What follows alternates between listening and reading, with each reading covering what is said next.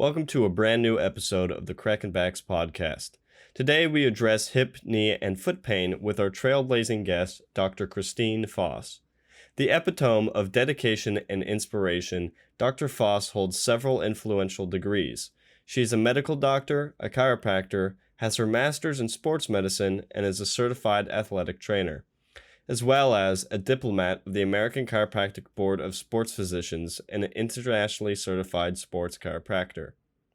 Today we delve into a topic that holds a special interest for Dr. Foss and a significant relevance for many of our listeners: the interplay between hip, knee, and foot health, particularly for runners. Considered the running doctor, she is here to share her vast expertise, knowledge, and insight. So, whether you're an athlete, a casual runner, or someone intrigued by the science of movement, prepare to be enlightened as well as entertained. So, Dr. Foss, it is great to have you on, and you may not know how I found out about you, but your friend and an absolute admirer, I wouldn't say secret admirer, but Dr. Ann Sorrentino. Oh, yes. Could not stop talking about you. This is how she described.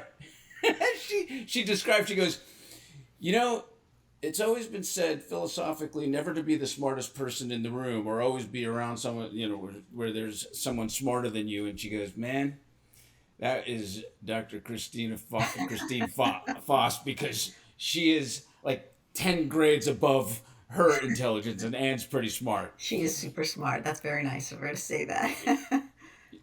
So we are. Well, I know I'm going to be quiet this whole show.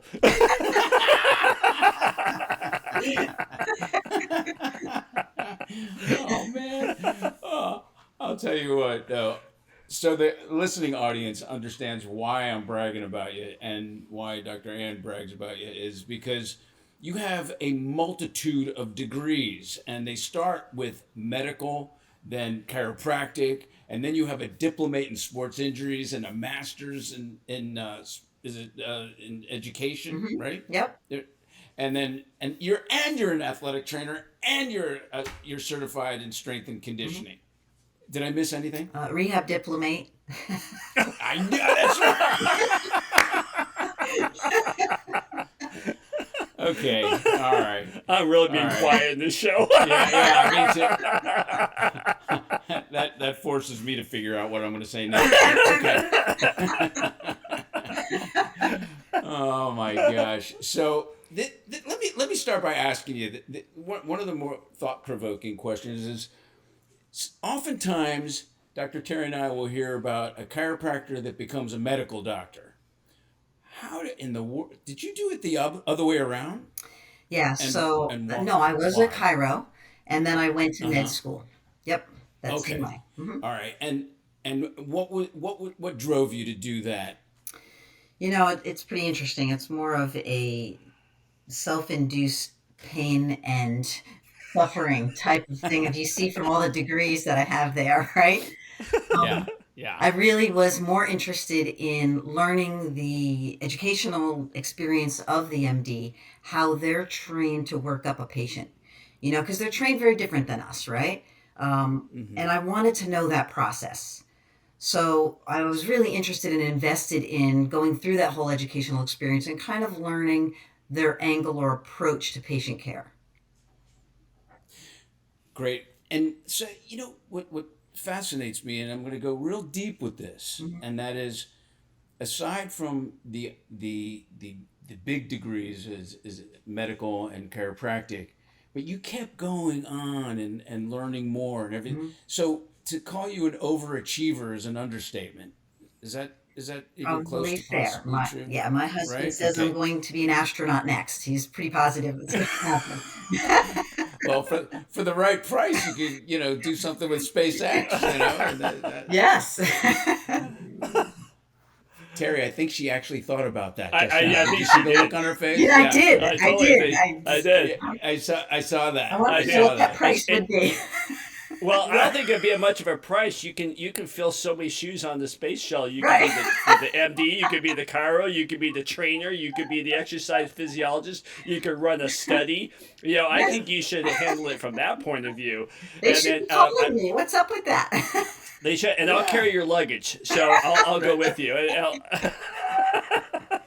It's not an airline flight, Terry. It's Well, space you know what? exploration. I'd wear high heels to go into space. Well, with that said, I'm very curious though, as someone that is obviously a just devours education and enjoys it, but I would like to go deep into questioning what drives you. What is that? What is it that motivates you to continue being a professional student? Well, it really is, and without kind of getting like heartfelt emotional about it, it's helping every single patient. Every patient that we touch as chiropractors, I really feel like it's an honor for them to trust their greatest commodity to us, which is their health. And I feel like I need to be worthy of that. And I think all of us need to, it's a big responsibility. Somebody can't go to work, pick up their child, make a living, and they're trusting us in that. And they're paying us to do that, and they're giving us their time. And so the three things that they cherish most in this lifetime, they're giving us with every single time they show up at your office. And I want to be worth that. I want to be worth that experience to them. I want to help them. I see us as kind of like this catalyst in helping them be successful in not only high-level athletes, which is, a good part of my experience, but everybody. Whether you want to pick up your grandchild and that's important to you, or whether you've got to make a paycheck, or whether you're going to the Olympics. I see them all as my responsibility is the same, and that's really the crux of the why. Did something happen to you growing up No. that drove you to? Well, you're really going deep, huh? What type of degrees do you have? Right. I think a lot of us who have become chiropractors have a personal story as to why we what drove us to be in the profession that we're in, and I have this sneaking suspicion that something pushed you emotionally into that. I have no idea what it is. I'm just exploring if there is a storyline behind. I don't this. have an injury story. I truly don't. I was an athletic trainer first, and I was working at Notre Dame when I kind of got inspired to go to chiropractic school. And, I was a little frustrated with my limitations as an athletic trainer, I would say. And so, thinking about other things to do. And to be flat honest with you, and I know this sounds really hokey, but I haven't told too many people this, but I will share.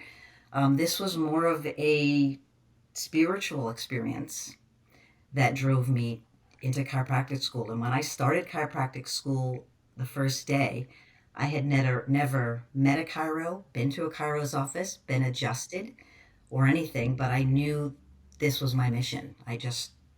It was my mission, and this has been my life's path. And this is why I'm here to, try to help as many people as possible and really get people what they need in a day. I know that's kind of like deep, but that's the truth. No, thank you for sharing, because now the world's going to find out about your personal story. Exactly. Where does medical and chiropractic cross, and what did you find that's similar and different, and what did you adopt? It's pretty interesting is everybody's trying to do the right thing. And it's really about the training that's not allowing us to integrate better. And we think about professionals and they're in medical school and and when we talk in medical circles about to a neurologist and to a radiologist and maybe a psychologist, they've got their blinders on, and they're moving forward in their lane based on their training. Their training hasn't taught them to integrate, and their training hasn't taught them about chiropractic and hasn't taught them about alternative medicine. So therefore, they're just doing the best they can do in their lane. So I think where it crosses is we're all on the same team, really. We just haven't been taught how to play in the same sandbox. Yeah. Yeah, that's what I tell my interns is that the reason why they don't include chiropractic is when they were, you know, uh, uh, students that were becoming medical doctors were questioned as to would you use a chiropractor when you become a medical doctor, and they said yes, and then when they graduate, they said no because nobody taught them how to fit us in their algorithm of care. Mm-hmm. You are the best of both worlds and know how to speak that nomenclature and that nomenclature, and it works best for you. So with that said, I think what's probably baffles most people is the fact that you have three girls, right? I do. Three daughters. Yes. Right. And you've done all this education, and you practice, and you work for USA Gymnastics, and we'll get into that later. Mm-hmm. And I heard you homeschooled your children. How in the hell did you have time to do all this? I tell you, learning geometry at 11 o'clock at night is not an easy task after practicing all day. And then, it's like anything in life. You just do it. And it seems that you make room for things you want to make room for. And you juggle when you want to juggle. And when it all ends, you're like, how the heck did I do that? Yeah. I often say that the word I'm too busy, or the words I'm too busy are a cop-out. It's what's a priority to you. Yeah, true. That's important. True. All right. Well, now that we've established that you're superhuman, and I'm in bed by 10 o'clock, I can't really do basic math, and you're doing geometry at 11. So, I'm just gonna try and get a simple question in while my brain still can comprehend what we're talking about. So, let's talk running, because I know that's something you love, and we had a guest on the show that I loved when he coined running as a basically controlled falling. Yeah. And we just stop ourselves from falling with every step. Yeah. What's it about the running process that kind of drew you in to make that one of your specialties? Mm-hmm. So running is pretty fascinating to me because I find it more of a cerebral process in trying to unpeel the kinetic chain. So when we talk about runners, there's not only the cadence that they run, the technique that they run, and we know that everybody's gait is like your footprint, right? Everybody's gait is distinguishable only by you, and we use our gait for criminal analysis now even. So you've really got to be able to understand what happens with every controlled fall, from the thoracolumbar spine straight down, what rotates in, what everts, what the talus everts, the navicular drops, what range of motion does the great toe need. So I find that working with runners, who's a super cerebral sport to begin with, really helps me use all of my skills together. Because not only do we need to be concerned about the metabolic processes of a runner, right? Since their endurance runners are really functioning almost, on the edge of, optimal metabolism at times. But we also need to worry about the joint motion and action of the whole kinematic chain. So super fun for me to unpeel that. So I find that the most engaging. Go ahead. No, go, Terry. Because what we have a mix of audience from doctors to lay people, mm-hmm. And so I'm going to ask you a question that has to do with hip positioning, anteversion, retroversion, mm-hmm. and how positioning and being a gym rat for so many years, we were always told vary your angles if you're going to do heavy squat. Toes should be out, toes should be in, or if you're doing a leg press machine, and even you have something to say about anteversion with running.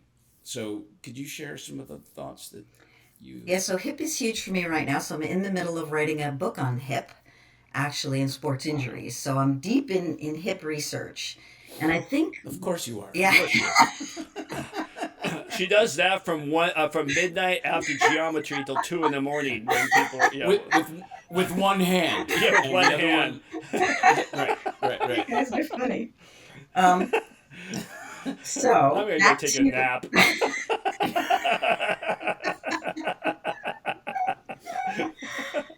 gosh. Yeah. Anyway, I don't know what to say to that. Um, so where we used to think about, and if we go to FMS, analysis, and we look at functional movement analysis and how we need to kind of make this applicable. And when I teach this, we need to think about not everybody has perfect femoroacetabular alignment. Not everybody has, so many degrees from anteversion and retroversion, right? And if we watch people walk, as we just talked about earlier, everybody has that very unique footprint of a walk, right? Of a gait. And so having everybody with the toes in exactly the same position is inappropriate because maybe as an infant you slept on your belly with your knees apart, and so you're more femorally retroverted. You've developed that way. And maybe, Terry, you slept the opposite way with your toes pointed in on your belly, and so you're more femorally introverted. So you've developed that way. So to have you both squat with your feet in the same position is inappropriate. So what I like to do is really use a test called Craig's test, and that measures the amount of anteversion and retroversion in the hip. And then we can take a power lifter and tell them how they should be maybe squatting for optimal femoroacetabular performance to avoid labral tears or, impingement syndrome, FAI. Tell me about the test. It's How called is the Craig's test done? test. Yeah. So Craig's test is really simple. You have a patient lying prone on the table. You flex their knee to 90 degrees. So if their head is this way, right, and this is their knee and this is their foot, right, what you basically do is you take them all the way out into internal rotation. You palpate the femoral head with one hand while this is on your tibia, right? You put them all into internal rotation. The femoral head will drop out from under your fingers. Then you bring them back towards neutral and feel with your proximal hand here when that femoral head is most prominent. Okay? And now what you're going to do is you're going to measure the angle of the tibia from neutral. If the tibia, now if we're looking at the tibia here, heads this way, right? If we're looking at the tibia here, if it's greater than 15 degrees from neutral, you're femorally anteverted. If it's greater 15 degrees from neutral towards external rotation, you're femorally retroverted. And then that speaks to foot position and activity and what's appropriate. Okay, this is fantastic. I check this all the time, but never thought to actually put my hand on Yeah. greater Yeah. greater trochanter or any of the. That's a great way to measure. Yeah. And it's interesting that I often say to patients that sometimes you are not even symmetrical. One could be anteverted, one could be regular or normal, and I want to ask you about functional movement screening because the results that you garner from that require you to have a certain foot position and not take into consideration a retroverted or anteverted hip. So I've had the reason why I ask is because I've had some NFL guys when FMS was blowing up in the training rooms and popularity. Guys were actually their hips were or a hip was becoming painful. So how do you deal with that when functional movement screening is such a rigid? The results tend to be not accommodating to an actual situation. I believe that a functional movement screen should be sport specific. And we need to change the movement screen based on the sport and the athlete and the position. And so, what I will basically do is I will go to a team will hire me. I go out, I functionally assess them based on that sport. So a gymnastics screening is going to look very different than a basketball screening. And also taking into that screening the consideration of what injuries are greatest in that sport and that position. And so we take that screen and make it appropriate. And then that guides us in their strength plan and also their recovery plan if they're injured. And then also injury prevention, because if we take that and say I use an algorithm where we can statistically gather from that movement screen what percentage of those athletes are likely to sustain an ankle sprain, medial or lateral, or a knee injury, and then we can build that into the warm-up, or we can add hopping exercises maybe to prevent ankle sprains, if we see that there's a predisposition for that, and add that into the warm up to prevent injuries on the team. So we make the team more Teflon coated, right? That's really the whole mission here. What do you do? How would you tell a layperson? What would you look for, and what would you tell a runner? Let's say, how would you explain to them about hip positioning and their potential for ankle sprain, and or their knee, whether their knees are knock-kneed or bowed or anything? What would be a scenario? In my office, discussion? I do a lot of video analysis. Pictures versus 1,000 words. Every athlete's well attuned to their body and they can see. That's great. And so and of course, just like X-ray, we need video in 2 dimensions, right? We need one from 2 different angles. And so basically in saying that, as we evaluate the video analysis, then I slow motion it and I educate the athlete. This is what we're doing. And then we do before and afters. And then we do serial videos. Here's us at 2 weeks. Better, but we're not all the way there. Here's us at 4 weeks. We're done. Oh, that's great. Yeah, picture is worth 1,000 words. So that what do you find most often? Is there a typical thing that you see most, or is it sport specific? Is there a most common? I tell you, sort of biomechanics. With hip injuries and hip surgeries are 600% increased in the last 5 years, by the way. And that's mostly FAI, femoral acetabular impingement, and labral tears. So, we have to think of the why to that. And so we have to think of the activities that we're having these athletes do that are causing labral tears and impingement, which are kicking sports, cutting, and running, and how we can prevent that, in the future. So I see a lot of hip stuff, which drove me to start the hip book, because I think chiropractic in general, and I think, and I'm going to expand that to most, even allopathic providers, don't really have a solid command of a hip evaluation. We can do imaging, which is fine, but there's a new research study that was done with 1,700 non-symptomatic NC2A athletes. They imaged their hips. 700 plus of them had labral tears asymptomatically. So are we just operating on them because it's there and they have hip pain? Or are we truly doing a thorough evaluation and qualifying that hip pain is clinically relevant to the imaging? And so, we all need to agree that the imaging matches the eval, matches the patient's symptoms. What are you doing with long leg syndromes, or I don't know, some people call it short leg syndrome?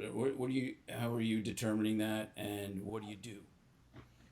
Yeah, so I start with the basics, of course, of measuring to see if it's true versus, if it's a true leg length difference or not a true leg length difference, or is it a pelvic obliquity? Or, do we need an orthotic? I'm an orthotic person myself. I like to make things easy, and we can make corrections pretty quickly with an orthotic and get somebody back in play without having to unpeel. Unpeeling this kinetic chain takes time. And so if we're talking about getting somebody, to championships, I don't have time to unpeel them really. So while I'm unpeeling them, I can put an orthotic in and correct the short leg. But what I don't agree with is just correcting the short leg permanently as I hate to say cop out, because we need to correct the problem, the why. We need to go to the why. Are you saying, so a heel lift is not something you want to keep somebody in? Is that what you mean? If it's not a true leg length problem. Oh. Yeah. Do you do imaging to determine a true leg length? So we can measure. We can measure, the length of the tibia versus the length of the femur versus, on imaging? No, I just do tape measure. Scanogram or Tape measure. Oh, tape measure. Okay. Mm-hmm. All right. Interesting. Okay. Yeah, because it's always a challenge to measure. You got somebody laying face down. You're not sure what's muscle spasm and what's true skeletal. It's very true. It's very true. Yeah. Which is why it really is most important to measure at the end of treatment. Yeah. Oh, true. Right. Yeah. I can't wait till your book comes out. Right? Me too, by the way. Now you got It's not yeah. easy. It's not easy. Now you got me curious. Oh. Let's go on to since the knee is like a hinge between that hip and the ankle, and so many doctors get myopic and focused on the hip, especially sticking with running since there's millions of runners out there and it is unique to them. You get so many people coming in with patella tendonitis, runner's knee, patella tracking syndrome, and they come in, they're like, oh, we got McConnell taped, we got taped this way, we got scraped, we got all this kind of stuff, and yeah, a lot of it's just anatomical. Can you talk about how you approach runner's knee? Hmm. Yeah, so knee is huge. However, the knee is the slave of the lower extremity. It only does what the hip and the foot tell it to do, right? So if we think of it that way, if we just are myopically looking at the knee, we're missing something. There's a why. So patellofemoral malalignment, the number one complaint across all age groups, athletes, and not in the world today. So if there's one condition of the knee that we need to master, it's that patellofemoral malalignment, and you're trying to maltracking and getting that going again. But there's a why to that. So if you externally rotate your foot, which is a sign of either degenerative changes in the hip or femoral retroversion, then you're going to track your patella over the lateral femoral condyle. So you're going to have patellofemoral maltracking. So if I'm just doing my scraping, I'm not getting to the why. Conversely, if I'm overpronating or hyperpronating, right, I have tibial internal rotation, which is forcing greater lateral patellofemoral maltracking. So I'm not fixing the medial longitudinal arch. I'm not fixing the patellofemoral maltracking. And again, I'm just wasting my time and the patient's money. So we really So have what's to. your Yeah, sorry, go no, ahead. go ahead. So we What's your really. favorite? Go ahead, Terry, you go. I'm like oh, I gotta get something in. So let's while you're fishing, can you give us some little tips of what you're looking for for both of those conditions? For patellofemoral maltracking, Yeah.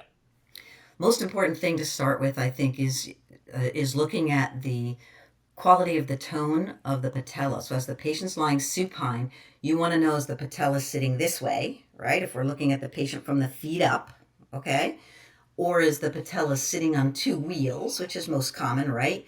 Tethered laterally by the IT band that actually one piece attaches to the patella and pulls it. So it kind of goes on two wheels. Or is the patella, and we're looking down on the patient now, tilted clockwise or counterclockwise, right? So how we need to think of patellofemoral maltracking is that patella needs to kind of float in that trochlear groove, right? It needs to kind of think of like the manta ray on the bottom of the ocean. It needs to kind of float over those femoral condyles right through that trochlear groove. What happens to most patients is that it climbs, it kind of does that kind of rock climbing thing with the finger toe holes over the lateral femoral condyle. So we hear the scraping, and we don't feel pain really till you've reached subchondral bone. So it's my knee sounds funny, but it's not super painful till almost it's too late. Mm. So looking at the tone of the muscle and then watching the synchronicity of the quadriceps. So we know we need the VMO to fire first, right? The order of events needs to be VMO needs to come off the starting blocks first as we're looking at quad contraction, and then we can go to the vastus lateralis and then the medial fibers. So if we're not getting that vastus medialis to fire first off the starting blocks, I will always track laterally, and so I'm never correcting the problem. So we need to go back to teach muscle synchronicity. However, we know now from new research that as the patellofemoral joint degenerates, and we're looking at the patella that's shaped like this if we're looking from the feet up, right? It sinks into the trochlear groove the more degenerative the knee becomes. And what happens is if I'm just teaching VMO strengthening, I'm literally hitting up against the lateral femoral condyle more. So I'm making the problem worse. So the first thing we need to do is release the patella and mobilize it, release hamstrings, quadricep tendon, patellar tendon, and patella mobility, and get it floating more, then get your muscle synchronicity going. That's really the trick there, is you can't start the strength too soon, because then you're cementing in the problem. Wow. I think I'm going to come out and get an evaluation. I love it. Really, really, I've been running since I was 10 years old. I love running. It's my getaway. Mm-hmm. And my knees, I just deal with it and take care of it in the best way I know how. Do you, when would you apply a chondromalacia patella, a CHO pad, or would you ever do that? Or Yeah, so I do love to do a knee bra, or whatever you call it? I love to first experiment with my runners by doing a couple things. Shortening your stride length, because that deloads the anterior knee. So you can take a runner that has a painful run and make it a comfortable run by shortening stride length, which is nice. But also, if we increase your speed, we decrease vertical load on your joints. So believe it or not, shorter stride length, increased speed will help somebody with patellofemoral problems get back out there. But I would love to tape you for running, and you could do a McConnell tape to correct the tilt, and then go out and run and see how you feel. And then that's our diagnosis? It's kind of like our test. Yeah, my run felt great. All right, then this is what we're sinking into. We're going to correct the patellar position, decrease your hamstrings, which is huge. Hamstring flexibility, huge, because the looser your hamstrings are, the less robust the quad contraction needs to be, the less pull into the trochlear groove the patella has. So less patellofemoral irritation. What are some homework do you give your layperson running and stuff like that, or somebody that doesn't have like a U in their town? What's some homework that they can do? Is like, we've heard ride a bike, or go walk fast, or something like that. What's some homework that people can do? So particularly for knee, you're talking about for knee for runners? Correct. Mm-hmm. Correct. Really super important to get your hamstrings as loose as possible. Doing calf raise exercises to strengthen the calf soleus complex, and that's legs straight and legs bent, because we know runners break down that musculotendinous junction there, so we don't want to unload that. Doing quadricep stretching, IT band stretching, and then home patellar mobilization. That's kind of my go-to for my day one for my knee patients that are runners. Speaking of ITB, what's your thoughts on foam rolling? We see people just rolling the crap out of these things for 20 minutes, 30 minutes, 40 minutes, and these fascias are really strong. What's your thoughts on the foam rolling of the ITB versus other modalities? Yeah, pretty interesting, because I've spoken with, are you familiar with Carla Stecco from the Stecco Institute in Italy? So she's a huge fascial researcher out of Italy, and she's actually written a section on my book, which is really great, because fascia is huge. If we talk to her about, somebody that's an interesting side note, she only works with fresh cadavers. So if we have somebody that comes in with a range of motion loss, and let's just say, Thomas Myers even talks about this, where we have a cadaver that comes in and you can't really raise their arm or move their arm, right? And then they just release the skin and fascia, and miraculously they have this full motion. So fascial glide is so important, as well as fascial hydration, but fascial glide is so important. There's a new research study out that says the greatest performance enhancement is if we foam roll first, dynamically stretch, and then move right into activity. And that's the greatest performance enhancement. So I think foam rolling is huge. Even if you foam roll out your lats, do a squat. A good test is do a squat. See how you feel with that squat, how your body feels with that squat. Do nothing else but foam roll out your lats, and then squat again. You're going to see a profound difference in how that squat feels. And that speaks to the fascial layers and the fascial sheaths and this sling patterns that we have in our body.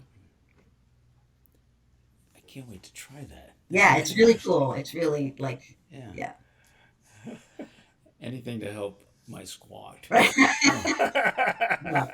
With knees like mine.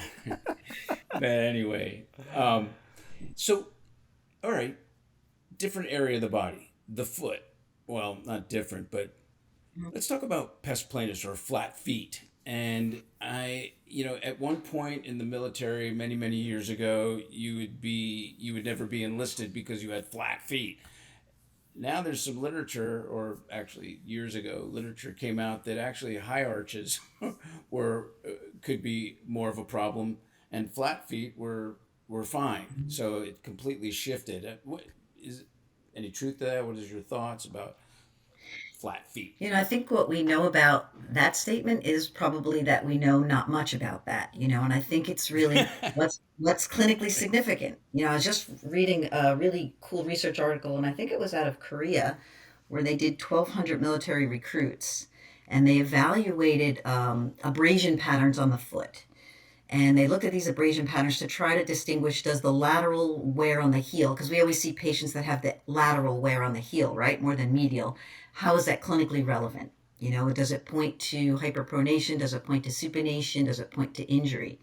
And I think they came up with that it probably points to a multitude of things.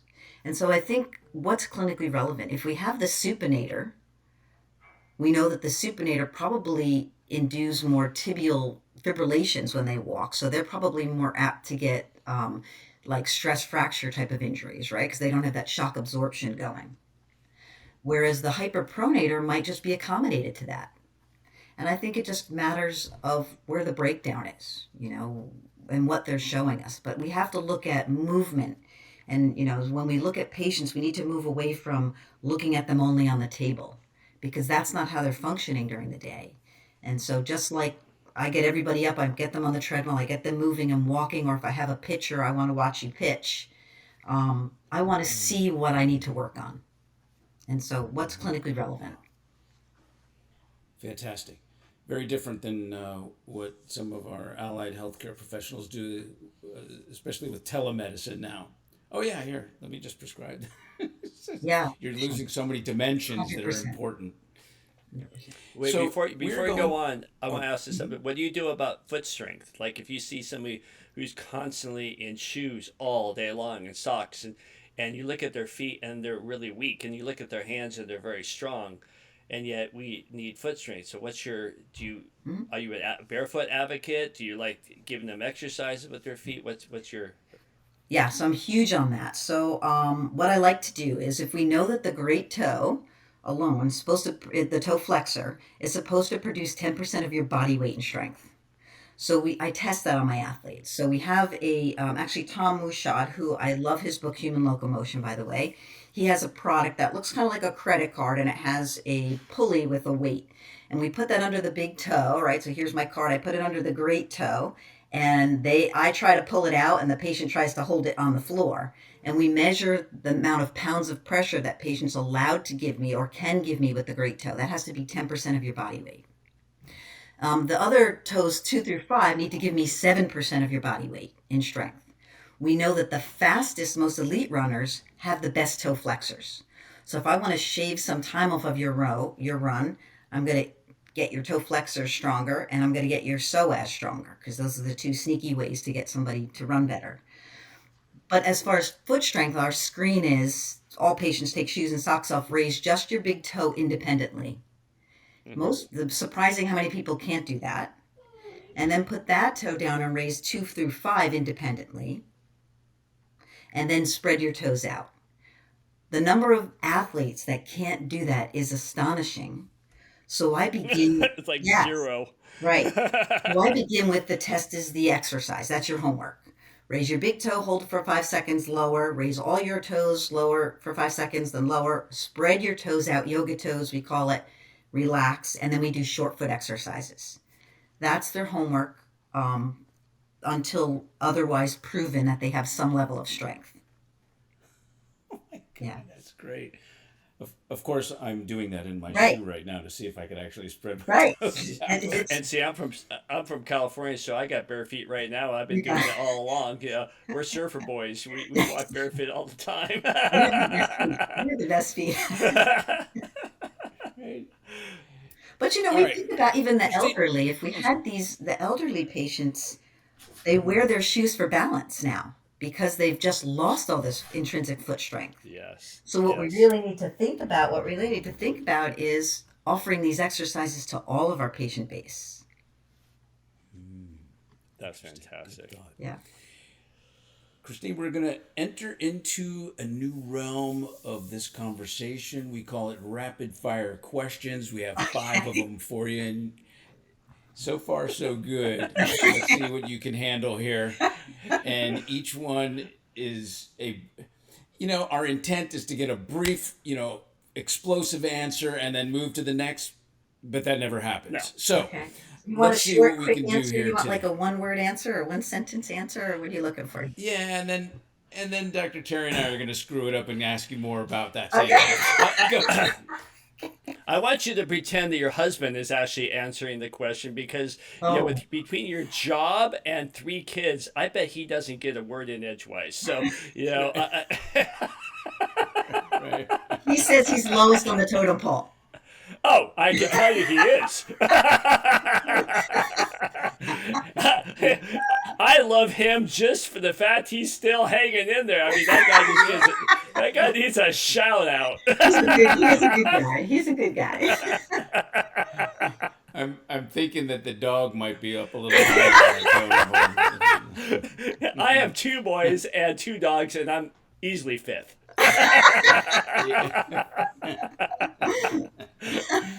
All right. Here's question. Are you ready, Dr. Christine? I'm going to try. Question number 1. What's your favorite lecture topic? The hip, of course. For sure. Beautiful. So microinstability of the hip, which is the new trending diagnosis.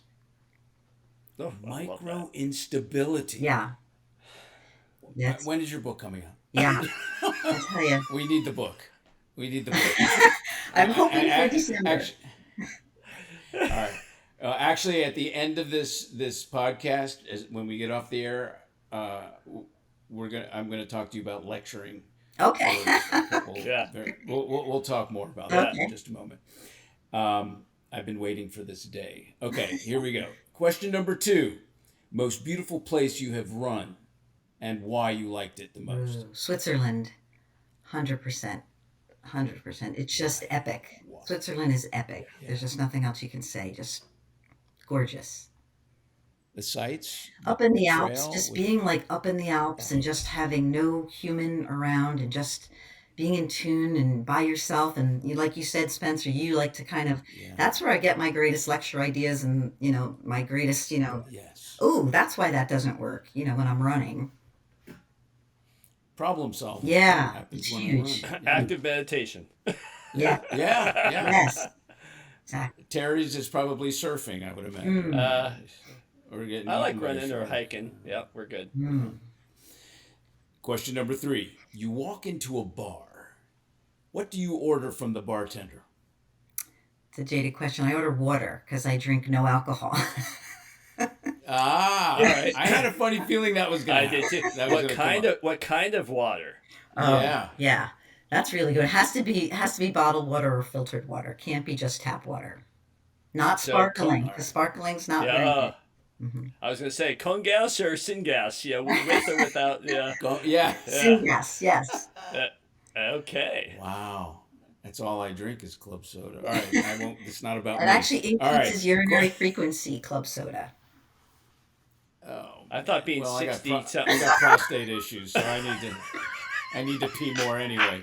So, I mean, he's 63. I mean, do you think the gas is 62? Is the gas really making a difference? Really?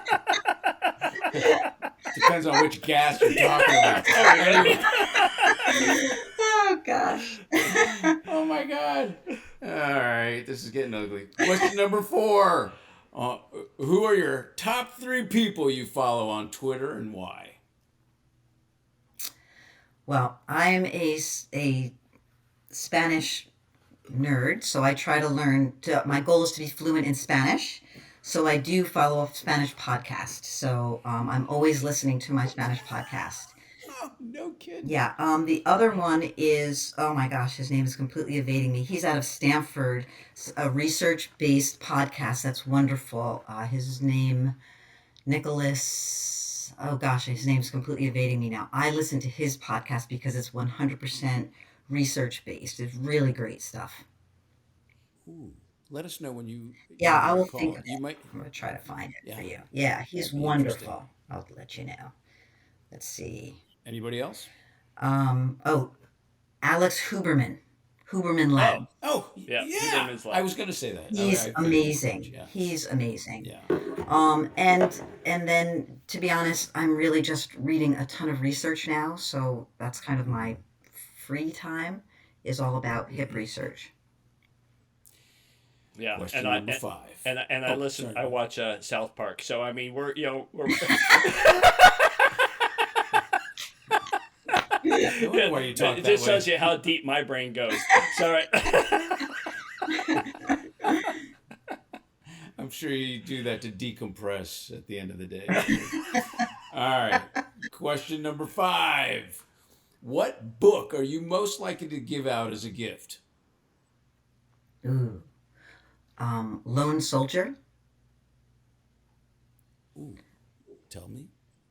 So it's a book that I've actually given it as a gift several times. It's a story about a Navy SEAL who got caught behind lines in Afghanistan, and the training of the Navy SEALs, which really piques my interest. I always tell my husband if I was a male, I'd be a Navy SEAL. I'm pretty sure of it. But and it just talks about his experience, behind enemy lines by himself after his whole crew was killed and he was left alive. Are you sure that's not Lone Survivor? Yes, that's it. Sorry, Lone Survivor. That's exactly it, Terry. Thank you. Yeah, that's my favorite book. It's a great book. It was Yeah. actually a very good movie. Yes. And the stuntman, not to go off rails, but the stuntman that played him is a friend of mine, a patient of mine. Oh, And really? they wanted it to be so real that at the end, when they were firefighting, they had him jump off the cliff that when they shot and he fell, and all he was allowed to do is wear a flak jacket. And he ended up bouncing off a tree, broke 3 ribs, and Oh he my destroyed gosh. himself falling down the hill. And the director liked it so much they made him walk up and hit the tree again from a different angle. Oh my And gosh. he won a little backstory. He won stunt of the year for that fall, I and would was imagine. awarded like crazy. But Yeah. it took him about 4 months to recover from doing that I movie. But bet you. he met the guys, and it was an incredible. So that movie was shot to be as real as possible. Yeah. And it was quite the story. And I think I agree with you. I think everybody should read it or at least Yeah. watch it. Yeah. Did we have that stuntman on our podcast? No. No? It was okay. But All right. I could possibly get him. You should but do that. No. That'd be great. Yeah. He is an interesting story. All right, so you did fabulous, by the way. Thank you. Yes, you did. Very good. Yeah, I think we talked more than you did, so yeah, you did fabulous. Good. Good. I do want to go back to the feet, and I'm a big barefoot exercise guy, and I love what you just said, but we tend to put shoes. So shoes is a hot topic, and you've heard everything from the not to put them down, but the hookahs to zero drop shoes to barefoot running shoes to all this kind of stuff. And if your feet are weak, I personally believe it really doesn't matter what kind of shoe you put on, because if your feet are weak inside a shoe, you're gonna have a problem. But let's talk about shoes and what your thoughts on the modern footwear. I'm kind of a shoe snob with sneakers. It's something that I probably have way too many of. I really believe we have to look at the culture of somebody. And like you said, Terry, you're a surfer dude. You're used to walking barefoot. You have stronger feet. You'll need a different shoe than Spencer, right? Who says he's trying to see if he can spread his toes out inside of his shoe. So I Right. think we really have to think of the culture where the person is, what their history is, what terrain they're going to be on. How many miles are they peaking? Are they doing a marathon? How many miles? And what's their injury predisposition? Do they have a hip injury? I'm going to give a different shoe than if they're just a hyperpronator, or do I just need an orthotic? So shoes, I think we fall into one shoe too much. It's a lot like exercise. We need to be patient specific. Very cool. Good answer there. Thanks, Spencer. So, yeah, no, I now I'm thinking I need to maybe my son trains barefoot and he runs on the treadmill barefoot. And I'm thinking maybe I should start doing that. I think there might be a progression for you. We got to get your toes. I was thinking. Yeah. You don't want to go from soft feet to I'm gonna run barefoot at 62. You know, Correct. let's get your peeing under control first, and then we can go into it. I read a study that said it takes a year to take somebody to be ready for barefoot if you don't have the previous culture. In other words, if you're not used to always walking barefoot. Yeah. Oh, That makes sense. Yeah. Wow. I'm going to quote you. Why, and I want to hear more. I want you to elaborate this. You've been known to say why you like teaching, because my two hands become many. Give us some background on your thoughts about that. Yeah, I really love the chiropractic profession. I really feel passionate about us all elevating each other. And when we have a singular chiropractor who, let's say, maybe makes a faux pas or does something wrong, it really takes us all down. However, if we all join forces, we got a lot of super smart people in this profession, we can elevate this profession to what it deserves to be. And I think that drives me, because we got a bunch of really great people out there that are chiropractors. And I think that we need to elevate each other and be there for each other, not just, I understand the financial aspect and the business aspect, but we're really here for one purpose, and that's to get people better. We need to remember that at the beginning and end of every day. Mm-hmm. I was going to ask you because in closing, I wanted to ask you if there was anything that you wanted to say from the heart, and I think you said it very well. Is there anything you'd like to add to that, or was that No, I think perfectly complete? I think that rounds it out. Oh, that's fantastic. Terry, anything else? No, this has been an honor, and Thank you. and that was fun. But we also, anytime you can learn from somebody and be inspired by somebody that, you can't. When you hang out with you, we've been hanging out with you for 50 minutes. Nobody listening to the show can say they're too busy.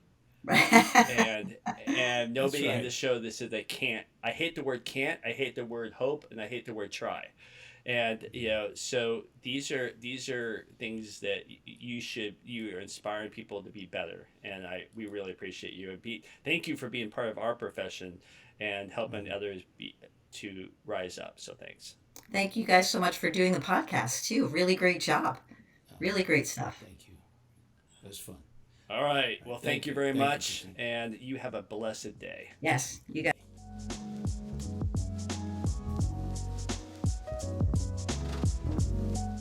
Thank you for listening to today's episode of the Crackin' podcast. We hope you enjoyed, and make sure you follow our Instagram at Crackin' podcast. Catch new episodes every Monday. See you next time.